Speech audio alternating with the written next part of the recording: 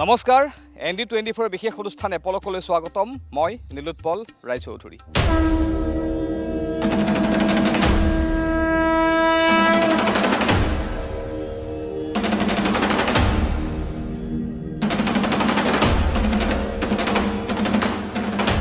আজি অনুষ্ঠানৰ বাবে মই উপস্থিত আছো শ্ৰী শ্ৰী মা কামাখ্যা দেৱালয়ত কিন্তু আপুনি হয়তো ভাবিছে যে মই নীলাচলৰ বুকুত আছো আসলতে মই নীলাচলৰ বুকুত নাই মই উপস্থিত আছো কামৰূপ জিলাৰ ক্ষেত্ৰীৰ শ্ৰী শ্ৰী মা কামাখ্যা দেৱালয়ত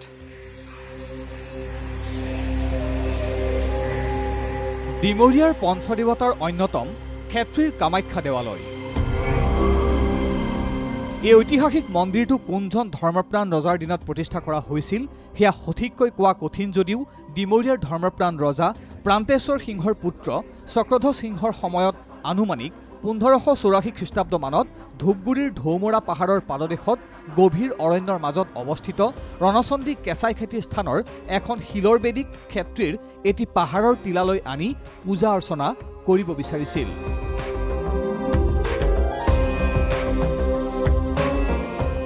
বেদীখন হাতীৰে টানিও লৰচৰ কৰিব নোৱাৰি বেদীৰ ওচৰৰ মাটি আৰু শিলৰ টুকুৰা কেইটামান উল্লেখিত পাহাৰটোৰ টিলাটোত প্ৰতিষ্ঠা কৰে প্ৰবাদ মতে এই কেঁচাই খাইটি ৰণচণ্ডী বেদীতেই হেনো এসময়ত নৰবলিও দিয়া হৈছিল উল্লেখযোগ্য যে ৰজা প্ৰান্তেশ্বৰৰ দিনৰ পৰাই ৰজাঘৰে প্ৰজাঘৰে দশভূজা দেৱীৰ পূজা অৰ্চনা কৰিছিল বেদ বেদী বহিৰ্ভূত কেঁচাই খাইটি দেৱীক ক্ষেত্ৰীৰ পাহাৰৰ টিলাৰ মন্দিৰত ব্ৰাহ্মণে দেৱী দুৰ্গা হিচাপে প্ৰতিষ্ঠা কৰিলে আৰু কালক্ৰমত ই শ্ৰী শ্ৰী কামাখ্যা দেৱালয় হিচাপে খ্যাতি লাভ কৰে ৰাজ্যৰ শক্তিপীঠসমূহৰ ভিতৰত অন্যতম হৈছে শ্ৰী শ্ৰী মা কামাখ্যা দেৱালয় ক্ষেত্ৰী অৰ্থাৎ ৰাজ্যখনত তিনিখনকৈ কামাখ্যা দেৱালয় থকা বুলি কোৱা হয় প্ৰধান কামাখ্যা দেৱালয় হৈছে নীলাচলৰ বুকুত থকা শ্ৰী শ্ৰী মা কামাখ্যা দেৱালয় তাৰ পাছতে ক্ষেত্ৰীৰ শ্ৰী শ্ৰী মা কামাখ্যা দেৱালয় আৰু কলিয়াবৰত থকা শ্ৰী শ্ৰী মা কামাখ্যা দেৱালয় দুৰ্গা পূজাৰ বতৰ এই দুৰ্গা পূজাৰ বতৰত শ্ৰী শ্ৰী মা কামাখ্যা দেৱালয়ৰ দুৰ্গা পূজাৰ সৈতে সম্পৰ্ক কি সেয়া আমি আপোনালোকক অনুষ্ঠানৰ জৰিয়তে জনাম লগতে যদিহে আপুনি জনা নাছিল যে ক্ষেত্ৰীটো কামৰূপ মহানগৰ জিলাৰ ক্ষেত্ৰীটো এভাগ কামাখ্যা দেৱালয় আছে কিদৰে এই কামাখ্যা দেৱালয় ভাগ স্থাপন কৰা হৈছিল কেতিয়া কোনে স্থাপন কৰিলে এই ক্ষেত্ৰীত থকা শ্ৰী শ্ৰী মা কামাখ্যা দেৱালয় তাকো আমি আপোনালোকক জনাম এই অনুষ্ঠানৰ জৰিয়তে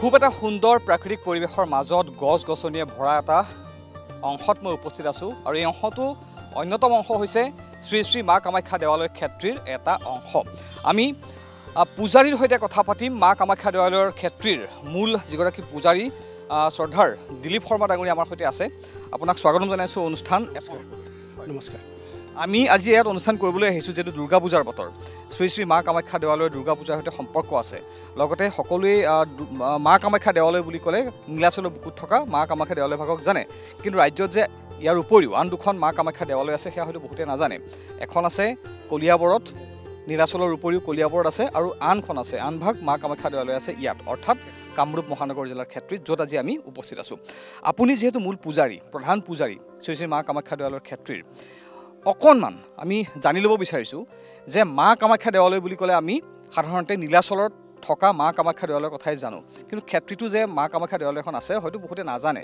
বা যিসকলে জানে তেওঁলোকৰ বাবে স্বাভাৱিক তেওঁলোকে জানে কিদৰে নীলাচলক বাদ দি পেলাই আন এখন মা কামাখ্যা দেৱালয় কিদৰে হ'ল ক্ষেত্ৰীত এই দেৱালয়খন পূৰ্বতে এই ঠাইত নাছিল ইয়াৰ পৰা 5 কিলোমিটাৰ দূৰত ঢৌমৰা পাহাৰ বুলি কয় তাত আছিল সেই সময়ত যাতায়াতৰ অসুবিধা হোৱাত ডিমৰীয়া ৰজাক সপোন দেখুৱাত ডিমৰীয়া ৰজাই তাৰ পৰা এটা অংশ আনি ইয়াতে স্থাপন কৰে এটা অংশ এতিয়াও তাতেই আছে তাত প্ৰতি 5 বছৰৰ মূৰে মূৰে এটা মহ বলি হয় আৰু ইয়াতে প্ৰতি বছৰে মহ বলি হয় দুৰ্গা পূজা নৱমীৰ দিনাখনে আৰু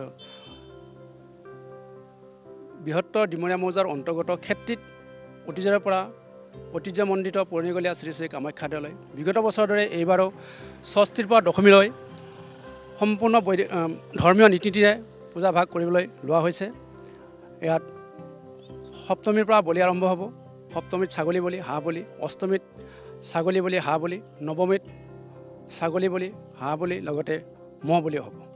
হয়, মই এইটো জানিব বিচাৰিছোঁ যে নীলাচলৰ বুকুত থকা মা কামাখ্যা দেৱালয়ৰ উপৰিও ক্ষেত্ৰীত যে এইভাগ মা কামাখ্যা দেৱালয় আছে, স্থাপন কি ধৰণে হ'ল? নীলাচলৰ বুকুক বাদ দি মা কামাখ্যাখন কি ধৰণে স্থাপন হ'ল ক্ষেত্ৰীত? দেৱীৰ য'ত অংগবিলাক পৰিছিল সেই ঠাইতে মানে কামাখ্যাৰ সৃষ্টি হৈছিল। আৰু ইয়াতে আঁঠুৰ ঘিলাটো পৰিছিল, দেৱীৰ আঁঠুৰ ঘিলাটো পৰিছিল। প্ৰবাদ আছে আঁঠুৰ ঘিলা পৰা বুলি, সেইমতে তাৰ পৰা এটা অংশ আনি ইয়াতে স্থাপন কৰিছে। মানে কিমান আনুমানিক কিমান বছৰ হ'ব? এইটো মা কামাখ্যাৰ লগত একেলগে একেলগে একে যেতিয়া পূজা হয় যেতিয়া আমাৰ আৰম্ভ হৈছে তেতিয়া ইয়াতে আৰম্ভ হৈছে। আৰু আমি জানিব পৰাত ইয়াত দুৰ্গা পূজা কৰা হয়, কিন্তু মূৰ্তি পূজা কৰা নহয়। মূৰ্তি পূজা ইয়াত হয়, আমাৰ স্থায়ী মূৰ্তি আছে। হয়, আপোনালোকৰ স্থায়ী মূৰ্তি ইয়াত আছে। মৃন্ময় মূৰ্তি নহয়, মৃন্ময় মূৰ্তিৰ পূজা আপোনালোকে নকৰে, ইয়াত স্থায়ী দুৰ্গা মাৰ পূজা ইয়াত কৰা হয়। ইয়াত পূজাভাগ কি ধৰণে আয়োজন কৰা হয়? পৰম্পৰা কি ইয়াত পূজা আয়োজন কৰাৰ বৈশিষ্ট্য কি? বৈশিষ্ট্য বৈদিক ৰীতি নীতিৰে, ধৰ্মীয় ৰীতি নীতিৰে পূজা পালন কৰা হয় ষষ্ঠীৰ পৰা দশমীলৈকে। বৈশিষ্ট্য কি ইয়াত আয়োজন কৰা দুৰ্গা পূজাৰ বৈশিষ্ট্য কি? বৈশিষ্ট্য মানে যেনেধৰণৰ দুৰ্গা পূজা যি ধৰণৰ হয় সেই একেই ছেম, ইয়াত আৰু কোনো মানে বেলেগ বৈশিষ্ট্য নাই। যি ধৰণে দেৱ দেৱালয়ত বা অন্য দেৱ দেৱালয়ত যি ধৰণে হয়, যি ধৰণে বলি বিধান দিয়া হয়, ইয়াতো বলি বিধান দিয়া হয়। কি বলি দিয়া হয়? ইয়াত হাঁহ বলি হয়, ছাগলী বলি হয়, ম'হ বলি হয়। সপ্তমীৰ পৰা বলি আৰম্ভ হ'ব। সপ্তমীত হাঁহ বলি, ছাগলী বলি, অষ্টমীত হাঁহ বলি, ছাগলী বলি, নৱমীত ম'হ বলি, ছাগলী বলি, হাঁহ বলি। মানে এই বলি দিয়া প্ৰথা ইয়াত কেতিয়াবা চলি আহিছে? পূৰ্বৰ পৰাই স্থাপন হোৱাৰ পৰাই পূৰ্বৰ পৰাই চলি আহিছে। আৰু ইয়াত জানিব পৰা আহোম ৰজাৰো সম্পৰ্ক আছে, আহোম দিনৰ ৰাজত্বৰো ইয়াত সম্পৰ্ক আছে। সেই সম্পৰ্কটো কি?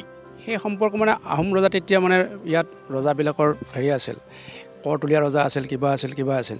গতিকে সেই সূত্ৰে যোগসূত্ৰ আছিল।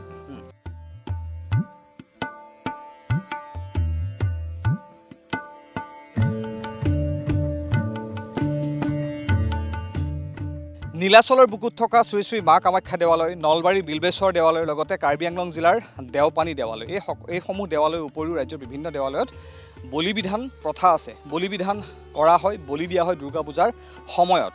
আৰু ক্ষেত্ৰীৰ শ্ৰী শ্ৰী মা কামাখ্যাৰ দেৱালয়তো চলে বলি বিধান। আমি জানিম পূজাৰীৰ পৰা যে বলি বিধান দিবলৈ ক'ৰ পৰা ইয়ালৈ লোক আহে, ভক্ত আহে। বলি বিধান দিলে তেওঁলোকৰ মনোকামনা পূৰ্ণ হোৱাৰ প্ৰমাণ হয়তো বহুতো আছে, সেই সম্পৰ্কে আমি জানিম। ইয়ালৈ ক'ৰ প্ৰান্তৰ পৰা মূলতঃ ভক্তসকল আহে।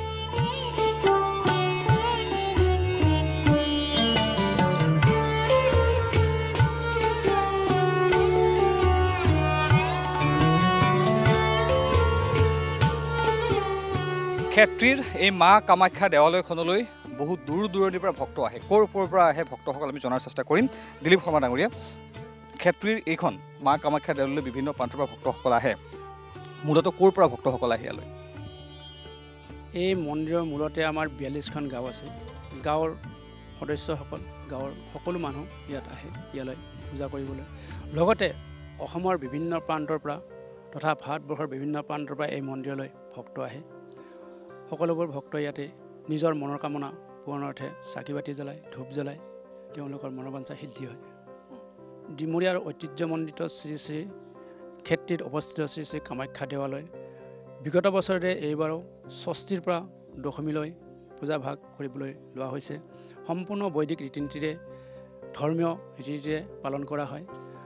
সপ্তমীৰ পৰা বলি আৰম্ভ হয়। সপ্তমীত ছাগলী হাঁহ বলি হয়, অষ্টমীত ছাগলী হাঁহ বলি হয়, নৱমীত ম'হ ছাগলী হাঁহ বলি হয়। এটা পৰম্পৰাগতভাৱে এনেদৰে চলি আহি আছে। যিহেতু দুৰ্গা পূজাৰ বতৰ, এতিয়া দুৰ্গা পূজা উপলক্ষে ইয়ালৈ বিভিন্ন প্ৰান্তৰ লোকসকল আহি ইয়ালৈ বলি বিধান দিয়ে বা সেৱা আগবঢ়ায়। মূলতঃ ক'ৰ প্ৰান্তৰ পৰা, বিশেষকৈ দুৰ্গা পূজাক লক্ষ্য কৰি বা দুৰ্গা পূজাৰ বতৰত ভক্তসকল ক'ৰ পৰা আহে? বহুত দূৰ দূৰণিৰ পৰা আহে। ইয়াত মানে এইখন গাঁৱৰ পৰা বা ইয়াৰ পৰা আহিছে বুলি ক'ব নোৱাৰি, বিভিন্ন ধৰণৰ বিভিন্ন জেগাৰ পৰা আহে। মানে ৰাজ্যখনৰ বাহিৰৰ পৰা আহে, অসমৰ বাহিৰৰ পৰা আহে, বিভিন্ন প্ৰান্তৰ পৰা আহে। আৰু সাধাৰণতে যেতিয়া মঠ মন্দিৰলৈ যোৱা হয়, সকলোৰে এটা মনৰ আশা এটা লৈ যোৱা হয় যে মোৰ মনোকামনা পূৰ্ণ হওক, মই সেৱা আগবঢ়াইছোঁ।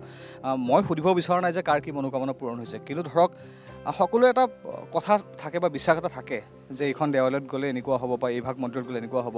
যেতিয়া কামাখ্যা দেৱালয়লৈ মানুহ আহে, ভক্তসকল ইয়ালৈ আহে, তেওঁলোকৰ কেনেকুৱা এটা জনবিশ্বাস আছে যে মানে এই আমি যদি ক্ষেত্ৰীৰ কামাখ্যা দেৱালয়লৈ যাওঁ আমাৰ এনেকুৱা ধৰণৰ উপকাৰ হ'ব বা ইয়ালৈ গ'লে এনেকুৱা হ'ব, সেই যি জনবিশ্বাসটো কেনেকুৱা? ইয়াৰ জনবিশ্বাস বহুত বহল, কাৰণ এইখন জাগ্ৰত মন্দিৰ।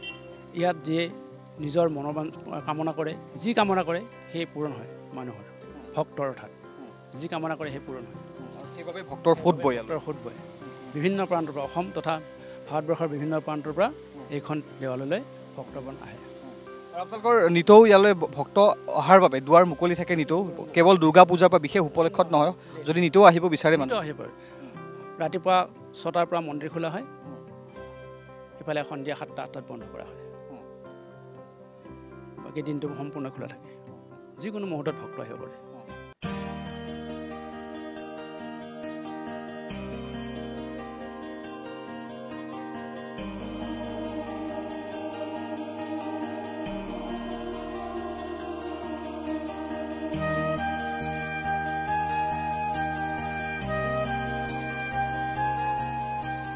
শ্ৰী শ্ৰী মা কামাখ্যা দেৱালয় ক্ষেত্ৰীৰ মন্দিৰ পৰিচালনা সমিতিৰ সম্পাদক যতীন মেধি ডাঙৰীয়া মোৰ সৈতে আছে। আপোনাক স্বাগতম অনুষ্ঠানলৈ। যিহেতু শ্ৰী শ্ৰী মা কামাখ্যা দেৱালয় ক্ষেত্ৰীত থকাই এই মন্দিৰভাগৰ সম্পৰ্ক আছে দুৰ্গা পূজাৰ সৈতে। দুৰ্গা পূজাৰ সময়ত বিশেষ ইয়াত আয়োজন কৰা হয়, যাক জমকতাৰে ভৰি পৰে এই দেৱালয়খন। এইবাৰ আয়োজন কেনেকুৱা দুৰ্গা পূজাৰ? এবাৰ পোনপ্ৰথমে মই আপোনালোকক ধন্যবাদ জনাওঁ ND24ক, আমাৰ শ্ৰী শ্ৰী কামাখ্যা দেৱালয় উন্নয়ন সমিতিৰ তৰফৰ পৰা। আৰু আমাৰ আচলতে প্ৰত্যেক বছৰে আজি যেতিয়াৰ পৰা আমি দেখি আহিছোঁ এই মন্দিৰত আমাৰ কামাখ্যা দেৱালয়ত প্ৰত্যেক বছৰে দুৰ্গা পূজা কৰা হয়। দুৰ্গা পূজাৰ আপোনাৰ আগতে 5 দিনীয়াকৈ কাৰ্যসূচী কৰা আছিলে। এতিয়া মানে এই বছৰ মানে আমাৰ সপ্তমী আৰু অষ্টমী একেলগে পঢ়াৰ কাৰণে আমাৰ 4 দিনীয়া কাৰ্যসূচীৰে আমাৰ পূজা এবাৰ আৰম্ভ হ'ব। ষষ্ঠী পূজা হ'ব আমাৰ 9 তাৰিখৰ পৰা, আৰু 9 তাৰিখ, আৰু 10 তাৰিখে আপোনাৰ হ'ল সপ্তমী অষ্টমী, 11 তাৰিখে আপোনাৰ হ'ল নৱমী, আৰু দশমী হ'ব আপোনাৰ 12 তাৰিখে।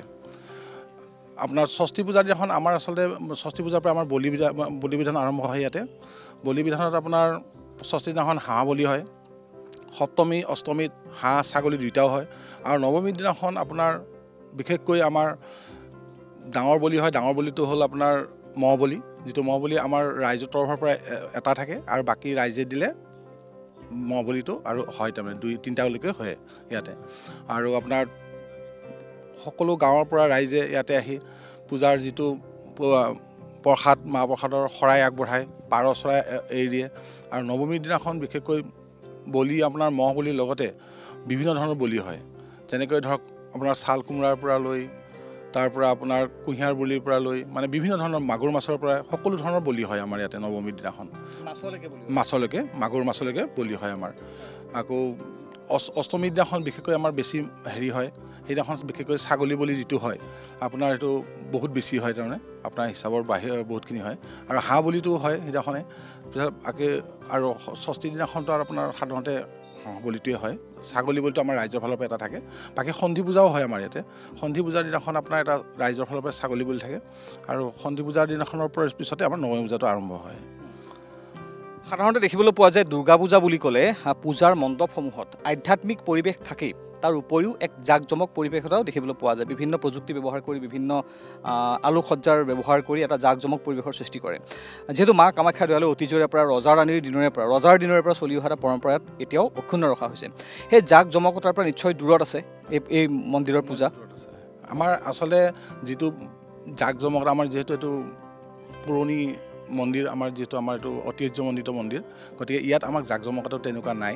আমাৰ আচলতে আছে ইয়াতে যিটো কৰা হয় আপোনাৰ যিটো যাত্ৰাপাতি বুলি কয়, আমাৰ ইয়াতে যিটো ৰজা দিনৰ হেৰি কৰাৰ পৰা যাত্ৰাপাতিটো আমাৰ যিটো ৰয়েল হেৰি মানে প্ৰগ্ৰাম বুলি কয়, সেইটো যাত্ৰাপাতিয়ে কৰে। আৰু বাকী নাম প্ৰসংগ হয়, বাকী পুথি পঢ়ে, আমাৰ ভাগৱত পাঠ মানে হেৰি কৰে, তেনেকুৱা হেৰি হয়। কিন্তু আপোনাৰ ধৰক ইয়াত যিটো জাক-জমকতা বেলেগত হয় তেনেকুৱা আমাৰতো নহয় ইয়াতে। আমাৰ ইয়াতে যিহেতু ঐতিহ্য মন্দিৰ, গতিকে আমাৰ সেইটো ইয়াত নহয়, কেৱল পূজাই হয়। ইয়াতে অকল আমাৰ পূজা হয়। পূজা অৰ্চনাৰ ভাগৰ লগতে এই বলি বিধানটো থাকে আমাৰ, আৰু লগতে ৰাতি আমাৰ যিখিনি মানুহে হেৰি কৰাৰ কাৰণে আমাৰ সেই যাত্ৰাপাতিটো হয়। বাকী ধৰক আমাৰ বেলেগ জাক-জমকতাটো আমাৰ ইয়াত নাই। আৰু ইয়াত যিসকল ভক্ত আহে পূজা দিবলৈ, বিশেষকৈ দুৰ্গা পূজাৰ সময়ত, সেই ভক্তসকলৰ বাবে, দৰ্শনাৰ্থীসকলৰ বাবে বিশেষ সা সুবিধা কি থাকে?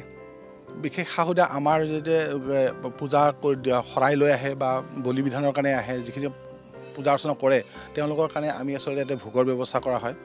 বাকী ধৰক পানীৰ ব্যৱস্থাৰ পৰা গোটেইখিনি আমি যিখিনি পাৰোঁ ধৰক প্ৰায় ব্যৱস্থা কৰা হয়। ভোগটো বিশেষকৈ আমাৰ সপ্তমী অষ্টমী দিনাখন থাকে, নৱমী দিনাখনো থাকে, আৰু নৱমী দিনাখনটো শেষেই হয় আমাৰ পূজা বাৰু। বাকী দশমীটো আমাৰ হেৰি নাথাকে তেনেকুৱা। প্ৰগ্ৰাম কিন্তু আমাৰ ভাচনি বুলি কোৱা বস্তুটো হয় তাৰমানে কিন্তু তেনেকুৱা হেৰি নকৰে তাৰমানে দশমী যেনেকৈ বেলেগ কথা উঠা মূৰ্তি উটুৱাই নিদিয়ে নাই আমাৰ আচলতে ইয়াতে মূৰ্তি নহয় আমাৰ ইয়াতে যিটো হেৰি মূৰ্তি কৰা কয় কি বুলি কয় এইটো যিটো মৃন্ময় মূৰ্তিটো আমাৰ ইয়াত নহয় আমাৰ ইয়াতে স্থাপিত যিটো মন্দিৰ আছে মূৰ্তি আছে সেই মূৰ্তিতে আমাৰ পূজা কৰা হয় স্থায়ী আমাৰ স্থায়ী মূৰ্তি ইয়াতে আছে আমাৰ ইয়াতে সেই মূৰ্তিতে আমাৰ পূজা অৰ্চন চলে সেইবাবে মানে বিসৰ্জন দিয়া বিসৰ্জন আমাৰ ইয়াত নহয় কিন্তু আমাৰ যিটো বিসৰ্জনৰ হয় যিটো ধৰক এই ঘট নাৰিকল যিটো আমাৰ এটা হেৰি বনায় সেইটোৱে আমাৰ কলগছ থাকে তেনেকৈ যিটো এক্সট্ৰাকৈ কুমাৰী হেৰি কৰা হয় সেইখিনি আমাৰ বিসৰ্জন দিয়া হয় বাকী ধৰক মূৰ্তি বিসৰ্জন আমাৰ ইয়াত নহয় তাৰমানে যিহেতু আমাৰ ইয়াতে পুৰণা মূৰ্তি আছে সেই মূৰ্তিৰে আমি আচলতে হেৰি কৰা হয় ইয়াত তেনেকুৱা নহয় এইটো ধন্যবাদ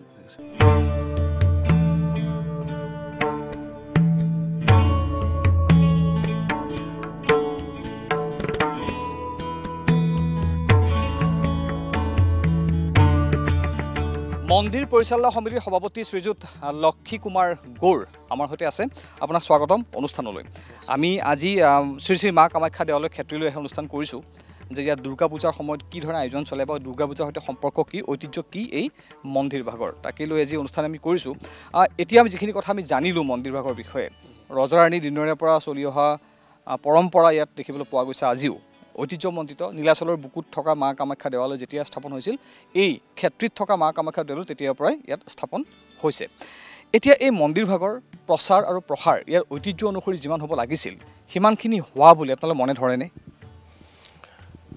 প্ৰথমতে মই আপোনালোকৰ জৰিয়তে অসমবাসী ৰাইজ তথা ডিমৰাবাসী ৰাইজক মহালয়া আৰু আগন্তুক শাৰদীয় দুৰ্গা উৎসৱৰ কাৰণে সকলোলৈকে মই শুভেচ্ছা জ্ঞাপন কৰিছোঁ আপোনালোকলৈকো জনাইছোঁ আমাৰ এই শ্ৰী শ্ৰী মা কামাখ্যা দেৱালয় ক্ষেত্ৰী এইটো অসমৰ যিকেইখন কামাখ্যা দেৱালয় আছে তাৰে ভিতৰত এইটো দ্বিতীয় হ'ব আৰু এই ক্ষেত্ৰত আমাৰ যিসকল পূৰ্বপুৰুষ আছিল তেওঁলোকক আমি ধন্যবাদ দিয়াব লাগিব তেওঁলোকক শ্ৰদ্ধাঞ্জলি তেওঁলোকক জনাবই লাগিব আজিৰ দিনটোত কিয়নো তেওঁলোকে যদি আজি এই মন্দিৰটো ৰক্ষণাবেক্ষণ দি নগ'লহেঁতেন তেতিয়া হয়তো আজি এই ৰূপ দেখা নাপালোঁহেঁতেন আৰু এই মা কামাখ্যা দেৱালয়ৰ ইতিবৃত্তি বুলি ক'লে এইটো মধ্যযুগীয়া এইটো প্ৰায় 1300 শতিকা মানৰ পৰা ইয়াত ৰজাৰ শাসন চলিছিলে আৰু সেই ৰজাৰ দিনতেই এই মন্দিৰ স্থাপন হৈছিলে আৰু ইয়াৰ প্ৰচাৰ আৰু প্ৰসাৰৰ সম্পৰ্কে ক'বলৈ গ'লে আগতে এইবিলাক সৰু সৰু অঞ্চল আছিলে জনসংখ্যা কম আছিলে 2খন 3খন 4খন গাঁও মিলি পেলাই গাঁৱৰ গাঁওবুঢ়া বা প্ৰতিপত্তিশীল কিছুমান ব্যক্তিৰ দ্বাৰাই সামান্যভাৱে পূজাভাগ চলাইছিলে গতিকে ইয়াৰ প্ৰসাৰটো আৰু প্ৰচাৰটো হোৱা নাছিলে আৰু সেই সময়ত আজিৰ যুগৰ দৰে মিডিয়া নাছিলে বা বাতৰি কাকতো নাছিলে গতিকে গাঁৱলীয়া হিচাপত এই অনুষ্ঠানভাগ চলি আছিলে কিন্তু এই ঠিক 20 শতিকা মানৰ পৰা আমাৰ চৰকাৰৰ ফালৰ পৰা ইয়াত অনুদান পোৱা গৈছিলে যিহেতু এভাগ ঐতিহ্যমণ্ডিত দেৱালয় এই দেৱালয় ভাগত যদিহে কিবা অসুবিধা আপোনালোকে সমস্যাৰ সন্মুখীন হৈছে যিমানখিনি আপোনালোকে পাব লাগিছিল ধৰক কিমানখিনি সুবিধা আপোনালোকে দিব পৰা নাই ভক্তসকলক আমাৰ অনুষ্ঠানৰ জৰিয়তে কিবা আহ্বান জনাব নেকি চৰকাৰক ভক্তসকলক মানে যেতিয়া দুৰ্গা উৎসৱ হয় ইয়াত কামাখ্যা দেৱালয়ত আৰু হোম যজ্ঞ যেতিয়া হয় তেতিয়া আমি যিখিনি সুবিধা দিব লাগে সম্পূৰ্ণভাৱেতো দিব পৰা নাযায় কাৰণ ইয়াত বহুত অসুবিধা আছে বিশেষকৈ পানীৰ ব্যৱস্থাটো পানী আমি এইবাৰ কিছু ডিপাৰ্টমেণ্টক কৈ পেলাই অলপ পানীৰ ব্যৱস্থাটো কৰা হৈছে কিন্তু 3 বছৰমান হৈছে আমি পানী কিনি পেলাই চলাব লগা হৈছে ইয়াত লাখৰো অধিক মানুহ হয় আৰু ইয়াত দুৰ্গা পূজাৰ সময়ত আপোনাৰ নগাঁৱৰ পৰা আপোনাৰ গুৱাহাটী কলংপাৰ সোণাপুৰ গোটেই মানুহ ইয়াত গোট খায় এই নৱমী দিনাখন মহ এটা বলি হয় সেইটোৰ কাৰণে ইয়াত মানুহ বহুত হয় গতিকে সেইখিনি সময়ত অলপ কষ্টকৰ হয় আৰু চৰকাৰৰ ফালৰ পৰা যিখিনি দিব লাগে দি আছে তথাপিও বহুত অভাৱ আছে ইয়াত আমাৰ মানে মাটি আছে যদিও ঘৰ এটা বনোৱা হৈছিল গেষ্ট হাউচ সেইটো আধৰুৱা হৈ থাকিল মানে আধা ফান আহিলে আধা নাহিলে আৰু এনেকৈ এইবিলাক চব ৰাইজৰ দানেদি কৰা হৈছে এইখিনি আমাৰ ইয়াত বেলবৰণ পূজা হয় এইখিনি আগৰ আমাৰ সভাপতি তপন মেধি আছিলে তেখেতে বনাই দিছে এনেকুৱা ৰাইজৰ ফালৰ পৰা দান বৰঙণি আমি যথেষ্ট কাম কৰিছোঁ তথাপিও চৰকাৰৰ ফালৰ পৰা একেবাৰে নোপোৱা বুলি ক'ব নোৱাৰি কাৰণ চৰকাৰৰ পৰা সহায় সহযোগ পোৱাৰ কাৰণে আজি মন্দিৰটো এই ৰূপ লৈছে নহ'লে আগত সৰু টিংঘৰ এটাত এই পূজা আৰম্ভ হৈছিলে গতিকে ভক্তপ্ৰাণ ৰাইজক আমি যিখিনি দিব লাগে দি আছোঁ আৰু তেওঁলোকেও একেবাৰে আন্তৰিকতাৰে ইয়াত গ্ৰহণ কৰে আৰু আমাৰ ইয়াত এটাই বৈশিষ্ট্য কি এইখন দেৱালয় ইয়াত কোনো হিন্দু আৰু মুছলিম মানুহৰ বাহিৰে যিখিনি আমাৰ মানুহ আছে জাতি জনজাতি সকলোৱে সমভাৱে ইয়াত কাম কৰে কোনো ভেদাভেদ নাই কোনোবা ট্ৰাইবেল মানুহ ইয়াত ভাত বনাইছে আমি খাইছোঁ এনেকুৱা ধৰণৰ কথা আৰু ইয়াত কোনো ভেদভাৱ নাই সকলো আমাৰ ডিমৰীয়া অঞ্চলৰ যিমান মানুহ আছে আমাৰ হিন্দু বুলি ক'লে যিখিনি পৰে আৰু গোটেইখিনি ইয়াত সহায় সহযোগ ভাগ্যকাৰ নিচিনা আজি পূৰ্বপুৰুষৰ পূৰ্বৰ দিনৰ পৰা চলি আহিছে গতিকে এইটো আমাৰ এটা ভাল বৈশিষ্ট্য পৰম্পৰা আৰু এই পৰম্পৰাটো আমি জীয়াই ৰাখিছোঁ এতিয়ালৈকে আৰু ভৱিষ্যতৰ কাৰণে আমি এইটো চিন্তা কৰিম